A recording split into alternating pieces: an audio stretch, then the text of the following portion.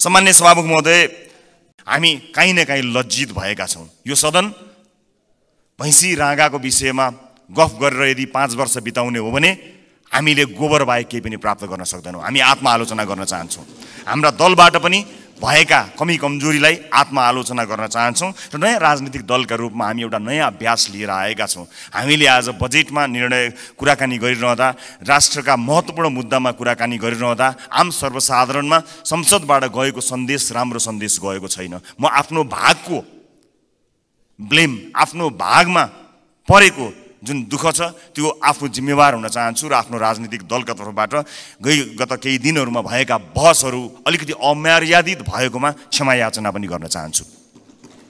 लगभग 40 देखि 50% विकास बजेट डडेलधुरा, नुवाकोट र गोर्खाका लागि छुट्याइएको जानकारी आएको छ। हामी अरूबाट सुन्न चाहदैनौँ। सञ्चार माध्यमका हेडलाइनको तथ्य जाँच हामी गर्दै गरौँला, तर म माननीय अर्थमन्त्रीज्यूबाट यसको जवाफ चाहन्छु। बताइदिनु होला डडेलधुरा, नुवाकोट र गोर्खामा कति बजेट छुट्याइएको छ, अनि मधेसलाई बजेटमा गरिएको विभेदका बारेमा कतिको जानकार हुनुहुन्छ, एकपटक बताइदिनु होला। सम्मानित सदनमा स्क्रिनहरूमा हामी बोलेको आवाज राखिएको छ। हामीले बजेटमा कुराकानी गरिरहँदा यो देशको भविष्य निर्माण गर्छौँ भनेर हामीले ब्यालेटको बाटो हुँदै यही सदन छिरेर परिवर्तन गरेरै छाड्छौँ भनेर प्रतिबद्धता गरेर आइरहँदा सदनमा भइरहने बहसहरूले यतिखेर सरकारी अस्पतालहरूमा भएको अवस्था हामीले सम्बोधन गर्न सकेका छौँ। म त भन्छु सम्मानित सभामुख महोदय, यो सदनमा 5 वर्षसम्म आजबाटै देशका 7वटा प्रदेशका सरकारी अस्पतालको लाइभ सीसीटीभी फुटेज एकातिरको भित्तामा राखौँ। देशका अझ विशेष गरेर मधेसका सामुदायिक विद्यालयका सीसीटीभी फुटेजको लाइभ फुटेज दाहिनेतिर भित्तामा राखौँ। अनि बिचमा एउटा स्क्रिनको व्यवस्था गरौँ सभामुख महोदय, जहाँ करिब प्रत्येक दिन 5-6 हजारका दरले यो देशमा भविष्य छैन भनेर यो देशबाट निस्किएर गएका त्रिभुवन अन्तर्राष्ट्रिय विमानस्थलमा लाइनबद्ध भएका नेपाली नागरिकको तस्बिर, त्यसको लाइभ फुटेज राखौँ र 5 वर्षपछि हामी हेरौँ बिफोर र आफ्टर भनेर। हामी संसद छिर्नु अगाडि ती विद्यालय कस्ता थिए, हामीले 5 वर्ष यो सदनमा बहस गरेर ती विद्यालयलाई कस्ता बनायौँ। ती अस्पतालहरू विशेष गरेर बालबालिकाको हुने ती नजिकैको कान्ति बाल अस्पताल गए पनि हुन्छ, संसदपछि सबैजना जाउँ। त्यो अस्पताललाई हामीले 5 वर्ष यो सदनमा विभिन्न कसैले असाध्यै नरम बनेर असाध्यै असल ज्ञानी प्राणी बनेर, कसैले हामी जस्ता चर्का आवाजमा बोलेर, जसले जसरी बोले ता भए पनि हामीले गरेको नीति निर्माणले 5 वर्ष अघि र 5 वर्ष पछाडि के फरक पर्यो भन्ने कुरा यो स्क्रिनमा राखौँ र त्यसपछि 5 वर्षपछि आउने सदनलाई त्यो स्क्रिनको अर्को दृश्य हस्तान्तरण गर्ने प्रतिबद्धता व्यक्त गरौँ। यदि यसरी गर्न सक्दैनौँ भने र यसरी रागा भैँसीका भरमा बहसहरू चलाएर अगाडि बढ्ने हो भने नेपाली जनतामा निराशा छाउँछ। सभामुख महोदय, म गम्भीर ध्यान आकर्षण गर्न चाहन्छु। हामीले बनाउने कानुनहरूका आधारमा र अझ विशेष गरेर हामीले छुट्याएको प्राथमिकताहरूका आधारमा जनजीविकामा प्रभाव पर्नुपर्ने हुन्छ, हाम्रो जीवनमा प्रभाव पार्ने होइन। तपाईँ हाम्रो जीवनमा आज यो सम्मानित सदनभित्र आएका हामीहरू नेपाली नागरिकलाई केही भनेर यहाँ आएका छौँ, तर आज सम्बन्धित मन्त्रीका जिल्लाहरूमा अलिकति पहुँच भएका सांसदहरूका जिल्लाहरूमा जसरी बजेट बाँडफाँड गर्ने कार्य भएको छ, के तपाईँलाई लाग्छ यसपछि फेरि पनि जनताका माझमा हात जोडेर भोट माग्न जाँदाखेरि हामीले यही 5 वर्षका गतिविधि र यिनै बजेटहरू यिनैका आधारमा नेपाली जनताले हामीलाई पत्याएर भोट दिनेछन्? दिने छैनन्। यदि नेपाली जनताले विवेक प्रयोग गरे भने दिने छैनन्। र जुन किसिमको बहस सम्मानित सदनमा केही दिन अगाडि भयो, त्यो बहस यदि निरन्तरता हुने हो भने सम्मानीय सभामुख महोदय मार्फत भन्न चाहन्छु, म चाहिँ नेपाली जनतालाई अनुहार देखाउने हैसियतको रहने छैन। त्यसकारणले यो सदनमा हुने बहस अत्यन्त महत्त्वपूर्ण बनोस्, यहाँ हुने सरसल्लाहहरू महत्त्वपूर्ण बनुन् भन्ने कुराको ध्यान आकर्षण गर्न चाहन्छु र आफ्ना दलका तर्फबाट म यसको प्रतिबद्धता पनि व्यक्त गर्न चाहन्छु। सञ्चार माध्यममा आएका विषयलाई लिएर नै हामी कहिलेकाहीँ सदन अवरुद्ध पनि गर्दा रहेछौँ, त्यसको फ्याक्ट चेक गर्नु पनि महत्त्वपूर्ण हुने रहेछ। मैले निर्ममतापूर्वक भन्नै पर्छ, केही, सबै होइनन्, केही सञ्चार माध्यमहरूमा कयौँ व्यापारी व्यवसायीहरूले लगानी या विज्ञापनबाट प्रभाव पारेका छन्। यो सत्य हो। बोल्न धेरैजना किन डराउनुहुन्छ भने ती सञ्चार माध्यमहरूले गलत लेखिदिँदा आफ्नो छवि बिग्रन्छ भन्ने डरले कयौँ मान्यहरू बोल्नुहुन्न, तर त्यसो भन्न मिल्दैन। त्यसैमा आएको समाचारले संसदमा हङ्गामा मचाइरहँदाखेरि त्यो जसले समाचारलाई प्रभावित पार्न खोज्यो कुनै व्यापारी, उसले कति रमाइलो मान्दो हो। यो सदन कुनै एउटा हेडलाइनमा उचालिने ठाउँ होइन। त्यसको वास्तविकता जाँच गर्नुपर्छ, त्यसलाई परख्नुपर्छ, अनि त्यसपछि आवश्यक भए मात्र सदन घेरिनुपर्छ, सदनमा हो हल्ला गर्नुपर्छ। यो मैले आफैलाई बढी प्राथमिकता दिएर भनेको, मैले कुनै दललाई भनेको होइन। हाम्रो दल पनि यसमा सहभागी छ। त्यसकारणले हामी केही नयाँ गरौँ भनेर आएका दलहरू हामी पुरानै शैलीमा गयौँ र हामी पनि त्यही रोगमा लाग्यौँ भने मैले अघि भने जस्तै हामीले प्राप्त गर्ने भनेको यी गाई र भैँसीका अथवा भैँसी र राँगोका कुराकानी गऱ्यौँ भने अन्त्यमा हामीले प्राप्त गर्ने भनेको त्यो गोबर बाहेक केही पनि होइन। मैले सम्मानित सदनलाई यो कुरा जानकारी गराउनै पर्नेछ। सम्मानित सभामुख महोदय, चालु आर्थिक वर्षमा लक्ष्यअनुसार राजस्व सङ्कलन हुन नसक्दाको परिणाम स्थानीय तहमा हस्तान्तरण हुने समानीकरण अनुदानको 50% कटौती गर्ने अवस्थामा सरकार पुगेको सर्वविदितै छ। यस्तो हचुवाको भरमा प्रक्षेपण गरिएको राजस्वमा आधारित आगामी वर्षको बजेटले हामीलाई यो मुलुकलाई कहाँ पुर्याउने हो, ठुलो प्रश्न खडा भएको छ। राष्ट्रको ढुकुटीमा सङ्कलन हुने अनुमान हचुवाको भरमा भएको बजेटमा आधारित खर्चका कार्यक्रमहरू कसरी विश्वासिला हुन सक्छन्? सभामुख महोदय, मेरा पार्टीका मान्य सदस्यहरूले बजेटका कार्यक्रमको बारेमा पनि आफ्नो मन्तव्य राखिरहँदा हाम्रो पार्टीको धारणा पनि राख्नुभएकै छ र म पुनः दोहोऱ्याउँदै यो गरिमामय सदनको समय बर्बाद गर्नतिर लाग्दिनँ। तसर्थ सम्मान्य सभामुख महोदय मार्फत हाम्रा विद्वान अर्थमन्त्रीज्यूलाई विश्वमा इमान्दार, मेहनती र कर्तव्यनिष्ठ भनी पहिचान बनाएका सम्पूर्ण नेपाली आमा बुवा दाजुभाइ तथा दिदीबहिनीहरूको जनप्रतिनिधिको हैसियतले केही प्रश्नहरू राख्न चाहन्छु। 1, कर र गैर करलाई प्रभाव पार्ने विषयवस्तु र क्षेत्र फरक हुन्छन् भने एउटै दरमा वृद्धि कसरी सम्भव हुन्छ? 2, कुल राजस्व र कर वृद्धिको दर एउटै कसरी हुन्छ? 3, कुल राजस्व र गैर करको वृद्धि एउटै कसरी हुन्छ? 4, अझै उदेक लाग्दो चाहिँ कर र गैर कर जसको आधार र प्रकृति बिल्कुल भिन्न हुन्छ, यिनीहरूको वृद्धि दर कसरी एउटै हुन्छ? मेरो प्रश्न। 5, करका विभिन्न स्रोतहरूको वृद्धि दर फेरि एउटै कसरी हुन्छ? 6, राजस्वका 90 शीर्षकहरूमध्ये 68 वटा शीर्षकहरूबाट प्राप्त हुने राजस्वको वृद्धि दर एउटै कसरी हुन्छ? यी प्रश्नहरूले यस्तो हचुवाको भरमा प्रक्षेपित राजस्वको आधारमा खर्च गर्न बजेटमा प्रस्ताव गरिएका विभिन्न कार्यक्रमहरूको बारेमा छलफल र टीका टिप्पणी गर्नुको कुनै औचित्य छ कि छैन भन्ने कुरा खडा गरेको छ। सभामुख महोदय, झोलामा कति पैसा आउँछ भन्ने हचुवाका भरमा गरिएको अनुमानबाट गरिने खर्चका बारेमा छलफल गरेर गरिब जनताबाट सङ्कलन गरिएको राजस्व दुरुपयोग गर्नु कति उपयुक्त हुन्छ, यो पनि एउटा प्रश्न भएको छ। सम्मानित सभामुख महोदय, अर्थमन्त्रीज्यूले भर्खरै उठाएका प्रश्नहरूका सम्बन्धमा नेपाली जनतालाई स्पष्ट पार्नुहुनेछ भन्ने मैले आशा लिएको छु। यदि यसको स्पष्ट र विश्वास लाग्दो आधार नेपाली जनता सामु आएन भने सत्ता पक्षका माननीय सांसदहरूले यो बजेटलाई कुन नैतिकताले पास गर्नुहुन्छ होला, मैले गम्भीर प्रश्न खडा गरेको छु। सम्मानित सभामुख महोदय, राष्ट्रिय स्वतन्त्र पार्टी यो सदनमा उपस्थित भइसकेको छ। विगतमा जे भए पनि अब त्यसरी नचलोस्। माननीय अर्थमन्त्रीज्यूले मैले उठाएका प्रश्नहरूको विश्वासिलो आधारसहितको भरपर्दो जवाब दिनु सक्नु भएन भने मलाई आशा छ उहाँ राजस्व अनुमानमा संशोधित प्रस्ताव लिएर आउनुहुनेछ। हामी सृजनात्मक र रचनात्मक प्रतिपक्षको भूमिका निर्वाह गर्दै उहाँको संशोधित बजेटलाई पारित गराउन फेरि अग्रणी भूमिका निर्वाह गर्नेछौँ। सभामुख महोदय, सचेत नेपाली जनताहरूले हेरिरहेका छन्। बहुमतको आधारमा यस्तो हचुवाको भरमा अनुमान गरिएको राजस्वमा आधारित बजेटलाई पास गरेर अघि जाने हो भने यसको जिम्मेवारी पास गर्नुहुने सम्पूर्ण माननीय ज्यूहरूले लिनुपर्नेछ। गल्ती हुन सक्छन्, त्यसलाई सच्याएर अघि बढ्नु इमान्दारिता र महानता हो।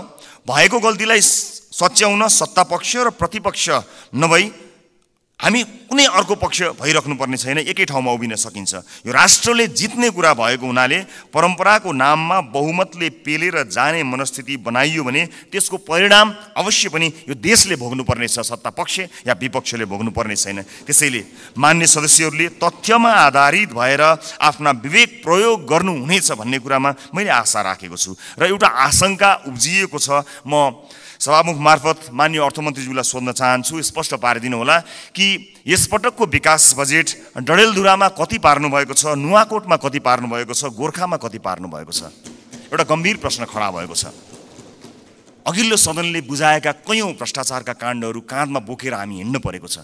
त्यसको निराकरण गर्नु पर्दाखेरि यहाँ एउटा दलको नाम आयो भने अर्को दलले विभिन्न बाहनामा बार्गेनिङ गरेर त्यसलाई विषयान्तर गर्न खोज्ने हो कि भन्ने आशंका पैदा भएको छ। एउटा विषय उठ्छ, त्यसपछि त्यो विषय सेलाउँछ, अर्को विषय उठ्छ। कता कता आशंका पैदा भएको छ। मैले भनेको थिएँ कि कहीँ पुराना राजनीतिक दलहरू एक अर्काको पोल खुल्ला भनेर आत्तिएका त छैनन्, विषयान्तर गर्न लागिरहेका त छैनन्। हामीलाई डर भएको छ। नेपाली जनताले नयाँ म्यान्डेट दिएर पठाएको राजनीतिक दलका रूपमा हामी पुराना माननीयज्यूहरूबाट सिक्न चाहन्छौँ, बुझ्न चाहन्छौँ। तपाईँको राजनीतिक लडाइँ र तपाईँको राजनीतिक इतिहासको मानमर्दन गर्ने हाम्रो ध्येय कहीँ पनि छैन। कुन सङ्घर्षले तपाईँले आज यो दिन ल्याउनु भएको छ? हामी त सजिलै राजनीतिमा आयौँ। साँच्चै भन्नुपर्दा हामीलाई राजनीतिमा त्यो सङ्घर्ष गर्नु परेन। तपाईँहरू त राज्यले लखेटेको, राज्यले मार्छु भनेको, भूमिगत बस्नु परेको, जेल जीवन बिताउनु भएको त्यति ठुलो सङ्घर्ष गरेर तपाईँहरूले यहाँ ल्याउनु भएको छ। हामीलाई गर्व छ तपाईँहरूप्रति। तर गर्व गर्न लायक, तपाईँको इतिहासमा गर्व गर्न लायक वर्तमान भइदियोस् भन्ने मात्र हाम्रो चाहना हो। एकअर्काप्रतिको वैमनस्यता, एकअर्काप्रतिको तिक्तता, सम्मानित सदनमा तपाईँहरू उखिरहँदा हामी के हेर्ने, मुस्कुराउने कि ताली पड्काउने कि ढ्यापढ्याप गर्ने कि मुख छोप्ने, त्यस्तो अवस्था हामीलाई सिर्जना नगरिदिनु होला। किनकि नेपालको राजनीतिमा तपाईँले दिनुभएको योगदानको हामी कदर गर्न चाहन्छौँ। हामी त्यो पुस्ता बन्न चाहन्छौँ जो अघिल्लो पुस्ताले गरेको राजनीतिक योगदानको उच्च मूल्याङ्कन गर्न सकोस्। तर सम्मानित सदनमा एउटा पार्लिमेन्टको डिग्निटीलाई नै हल्लाइदिने किसिमका गतिविधि हुँदाखेरि कता कता हामीलाई पनि त्यो रोग सरे जस्तो पनि कहीँ दिनमा भयो। हामी त्यो रोग सार्न चाहन्नौँ मान्यज्यूहरू, हामी त्यो रोग सार्न नै चाहन्नौँ। हामी तपाईँलाई त्यही सम्मानित स्थानमा राख्न चाहन्छौँ जुन सम्मानको तपाईँहरू लायक हुनुहुन्छ। हामी नयाँ पुस्ताका राजनीतिज्ञहरूलाई तपाईँहरूले एउटा यस्तो संस्कारको विकास गरिदिनुहोस्, एउटा यस्तो संस्कार दिनुहोस् ताकि हामी भोलि पनि गर्व गर्न सकौँ कि हामीले यो तपाईँबाट सिकेका हौँ। हामीले नेपाली कङ्ग्रेसबाट सिक्यौँ, हामीले नेकपा एमालेबाट सिक्यौँ, हामीले नेकपा माओवादीबाट सिक्यौँ भनेर हामीले भन्न सकौँ, मधेसवादी दलहरूबाट सिक्यौँ, जसपाबाट सिक्यौँ भन्न सकौँ, हामीले नेताहरूको नाम लिएर भन्न सकौँ यी नेताहरूबाट हामीले सिकेको हो नि भन्न सकौँ। तर हामीले, माफ गर्नु होला, म क्षमा चाहन्छु, पछिल्ला केही गतिविधिहरूलाई हेर्दा हामीले चाहिँ उल्टो कुरा सिक्छौँ कि हामीलाई पो त्यो रोग सर्छ कि भन्ने डर पैदा भएको छ। म सभामुख मार्फत सम्मानित सदनलाई यति भन्न चाहन्छु कि नीति कार्यक्रमहरू बन्दा, कानुनहरू बन्दा र बजेटहरू बन्दा नेपाली जनतालाई मूलधारमा राखियोस्, देशको वर्तमान समस्यालाई मूलधारमा राखियोस्। वैदेशिक रोजगारीले गाँजेको यो देश, यसका मूल समस्याहरूलाई मध्यनजर नराखिकन त्यसलाई नजरअन्दाज गरेर आँखा चिम्लिएर कहीँ पनि पुग्न सकिँदैन। यस सदनमा हामीले नेपाली जनताका लागि नीतिहरू बनाइरहँदा र विशेष गरेर बजेटमा प्राथमिकताहरू छुट्याइरहँदा हामीले छुट्याएको प्राथमिकताले आम नागरिकको जीवनलाई छुन सकेनछ भने, आम नागरिकको दैनिकीलाई प्रभाव पार्न सकेन भने हाम्रो लागि त्यो दुर्भाग्यको विषय हुन्छ। सरकारले विदेशमा रहेका नागरिकका लागि पनि अब भोटिङ राइट्स दिने, विदेशमा रहेका नेपाली नागरिकले पनि भोट हाल्न पाउने अधिकारको सुनिश्चितता गर्ने भनेर भन्यो। तर कहाँ छुट्याउनु भयो अर्थमन्त्रीज्यू बजेट? त्यसका लागि लगत सङ्कलन गर्न जानु पर्ला, निर्वाचन आयोग विदेशमा रहेका नेपालीहरूको बारेमा जानकारी लिन जानुपर्छ। त्यसका लागि कहाँ कतै मैले बजेटमा कतै मैले देखिनँ कि, मलाई क्षमा गर्नुहोला, तर त्यसलाई तपाईँले भन्नलाई त भनिदिनु भयो होला, तर प्राथमिकतामा राख्नु भएन। हामी फेरि पनि भन्न चाहन्छौँ, यो देशमा भविष्य नदेखेर, विभिन्न कुरीतिका कारणले, हामीले भोग्नु परेका व्यथितिका कारणले मुलुकमै केही गरी खाउँ भन्ने अवसर नपाएर बाध्य भएर विदेश बसेका नेपालीहरूले आफ्नो देशको भविष्य छान्न पाउनुपर्छ, भोट हाल्न पाउनुपर्छ। त्यसलाई प्राथमिकताका साथ राखियोस्। म माननीय अर्थमन्त्रीज्यूलाई विदेशमा रहेका नेपालीहरूले मतदान गर्न पाउने अधिकारको सुनिश्चितताका लागि कति बजेट छुट्याउनु भएको छ, के व्यवस्था गर्नु भएको छ, म त्यसको लागि पनि जवाफ चाहन्छु। र जिल्ला निर्वाचन कार्यालयहरू खारेज गर्ने जस्तो निर्णय, गलत निर्णय सच्याइयोस् भन्ने कुरा पनि म भन्न चाहन्छु। किनभने संवैधानिक निकायहरूलाई, हामीले त्यसका काम कारबाहीहरूलाई यदि ध्यान दिएनौँ, तिनको स्वच्छतामा हामीले प्रश्न खडा गरेनौँ र त्यसलाई सरकारका मार्फत या कुनै मन्त्रालयका मार्फत ल्याएर राखिदियौँ भने त्यो साँच्चै नै दुर्भाग्यपूर्ण हुनेछ। त्यसकारणले यसलाई पनि पुनर्विचार गरियोस्। खर्च कटौतीका नाममा हरेक विषयलाई त्यसको गम्भीरता, त्यसको महत्त्व नबुझिकन गरियो भने त्यो साँच्चै नै दुःखद हुनेछ। म सम्मानीय सभामुख मार्फत यो ध्यान आकर्षण गराउन चाहन्छु। र अहिले बजारमा देखिएको वित्तीय सङ्कट, आम नागरिकले भोगेको वित्तीय सङ्कटलाई सम्बोधन गर्ने र त्यसमा उत्साह छर्ने किसिमका कुनै पनि कार्यक्रमहरू हामीले देख्न सकेनौँ। आज एकपछि अर्को सटरहरू बन्द भएका छन्। आज कयौं व्यापारी व्यवसायीहरू बैंकको चर्को ब्याज तिर्न नसकेर कयौं व्यापारी व्यवसायीहरू आत्महत्या गर्ने अवस्थासम्म पुगेका छन्। मेरै निर्वाचन क्षेत्रमा शङ्कर कणेलले आत्महत्या गर्नुभयो र उहाँको सुसाइड नोटमा लेखिएका कुराहरू गम्भीर छन्। यस्ता धेरै समस्याहरू देखिएका छन्। आज प्रत्येक 3वटा सटरमा एउटा सटर बन्द भएको अवस्था छ। आज सहकारीहरूका कारणले गर्दाखेरि जुन किसिमको बिल्लीबाट मानिसहरूको भएको छ, त्यसलाई सरकारले गम्भीरतापूर्वक सम्बोधन नगर्ने भयो भने धेरै मानिसहरू सडकमा आउन बाध्य भएका हुन्छन् र बेवस भएर यो मुलुक छोडेर विदेशमा रोजगारीका लागि जानुपर्ने अवस्था सिर्जना हुन्छ। अनि विदेशमा रोजगारीका लागि जानु पर्दाखेरि विदेशमा भएका हाम्रा राजदूतावासहरूको संयन्त्रले लाखौंको संख्यामा भएका नेपाली नागरिकहरूलाई सम्बोधन गर्नै सक्दैन। यहाँ केही गरौँ भन्दा गर्न पाएका छैनन्। देशै छोडेर जाँदा परदेशमा पनि दुःख पाएर बसेका छन्। मुलुकको समाजको वास्तविक समस्यासँग हाम्रो नीति, हाम्रो बजेट, हाम्रो कार्यक्रम कसरी अलग हुन सक्छ? सभामुख महोदय, समाजको चरित्र भन्दा, समाजले भोगेको पीडा भन्दा हामीले यहाँ गर्ने डिस्कसन, तपाईँ हामीले गर्ने संवाद कसरी फरक हुन सक्छ? सभामुख महोदय, समाजले भोगेको पीडालाई मलम लगाउन नसक्ने गरी हामीले गर्ने संवादको के अर्थ हुन्छ? सभामुख महोदय, त्यसकारणले म विनम्रतापूर्वक अनुरोध गर्न चाहन्छु सभामुख महोदय मार्फत कि नेपाली जनताको पीडालाई, नेपाली जनताले आज भोगेका समस्याहरूलाई त्यसलाई महसुस गरेर, त्यसलाई लिपिबद्ध गरेर हामीले बजेटमा ध्यान दिनुपर्छ। र अन्त्यमा आगामी वर्षका लागि हामीले यसो गर्न सक्छौँ कि सानो एउटा सुझाव सहित म बिदा माग्छु। बजेट बन्नुभन्दा 4-5 महिना अगाडि हरेक राजनीतिक दलका अझ विषयविज्ञहरू छन् भने उनीहरूलाई सहभागी गराएर प्राथमिकताका क्षेत्रहरू छुट्याउँ। कुनै पनि राजनीतिक दलले भोट माग्दाखेरि शिक्षा गुणस्तरीय र स्वास्थ्य आम नागरिकको पहुँचमा भनेर हामीले भोट मागेका हौँ नि। हाम्रो घोषणापत्रमा, हाम्रा वाचापत्रमा बाकाइदा लेखिएको छ नि। नेपालको संविधानले पनि त्यो अधिकारलाई सुरक्षित गरेको छ नि। भनेपछि के सत्तापक्ष के विपक्ष कसैको विमति होला र? हामीले कस्तो शिक्षा नीति बनाउने? आउनुहोस् सबै राजनीतिक दलका साथीहरू एक ठाउँमा उभियौँ र एउटा साझा शिक्षा नीति सरकारलाई हामीले रेकमेन्ड गरौँ। किनकि तपाईँले भोट माग्दा पनि नेपाली जनतालाई राम्रो शिक्षा दिन्छु भन्नुभएको हो, मैले भोट माग्दा पनि नेपाली जनतालाई राम्रो शिक्षा दिन्छु भनेको हुँ। अनि यहाँ राजनीति कसरी भयो?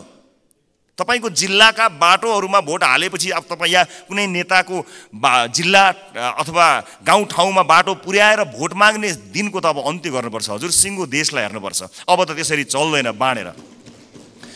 यो नागरिकको स्वास्थ्यका लागि आवश्यक पर्ने हेल्थ केयर बिल कस्तो हुनुपर्छ? सबै राजनीतिक दलका 101 छानेर एक ठाउँमा बसौँ बजेट बन्नुभन्दा करिब 4-5 महिना अगाडि र हामी साझा अवधारणा बनाऊ र त्यसमा एउटा कमन कमिटमेन्ट गरौँ। त्यसलाई सरकारको शिक्षा नीति बनाऊ। कोही विपक्षमा हुने छैनन् किनकि सबैको अपनत्व हुनेछ। त्यसै गरी स्वास्थ्यका विषयमा कुराकानी गरौँ, अफोर्डेबल हेल्थ केयरका बारेमा हामी कुराकानी गरौँ र सबै दलका माननीयहरू अझ विषयविज्ञहरूलाई राखेर र आवश्यक परे नागरिक समाजबाट पनि विषयमा विज्ञता हासिल गरेका मानिसहरूलाई ल्याएर यो देशको स्वास्थ्य नीति कस्तो हुन्छ भन्ने कुरामा बहस गरौँ। 5 महिना अगाडि बहस गरौँ र त्यस बहसबाट निस्किएको निष्कर्ष, चाहे त्यो मुखमा त्यो निष्कर्ष निस्किएको भोलिपल्ट सरकार ढलोस्, जसुकैको सरकार बनोस्, सत्तापक्ष प्रतिपक्ष बनोस्, प्रतिपक्ष सत्तापक्ष बनोस्, तर त्यो नीति फेल हुनु भएन। यदि नेपाली जनतालाई हामीले हृदयमा राखेका हौँ, साँच्चै नै यो देशको मुहार फेर्नका लागि यहाँ आएका हौँ भने यो काम गरौँ। होइन आफ्नो र आफ्नाका मुहार फेर्न आएको हो भने यसै गरी चलाउँ, 5 वर्ष बिताउँ, तर हामी चाहिँ अनुहार देखाउन लायकका हुने छैनौँ। देशको मुहार जस्ताको तस्तै, तर राजनीतिज्ञको मुहार कति धेरै चम्किलो भएको छ हेर्नुहोस् त। किनकि हामीले जनताका मुद्दालाई चुनावका बेलामा मात्र सम्झ्यौँ, चुनाव पछाडि बिर्स्यौँ। म सम्पूर्ण माननीय सदस्यहरूलाई सत्तापक्ष प्रतिपक्ष जहाँ रहनु भएको छ म सबैलाई विनम्रतापूर्वक अनुरोध गर्न चाहन्छु। नागरिकता विधेयकमा पनि हामीले भन्न खोजेको त्यही हो। ओनरसिप यहाँ छलफल हुन पाएको भए सम्भवतः त्यसमा भएका बुँदाहरूमा अथवा छुटेका विषयहरूमा छलफल गर्न सकिन्थ्यो। यहाँ भएका कुनै पनि दलका मान्य सदस्यहरूले नेपाली नागरिकले नागरिकताबाट वञ्चित हुन परोस् भन्ने कुरामा मत हाल्नै सक्नुहुन्न। कसले सक्नुहुन्छ र?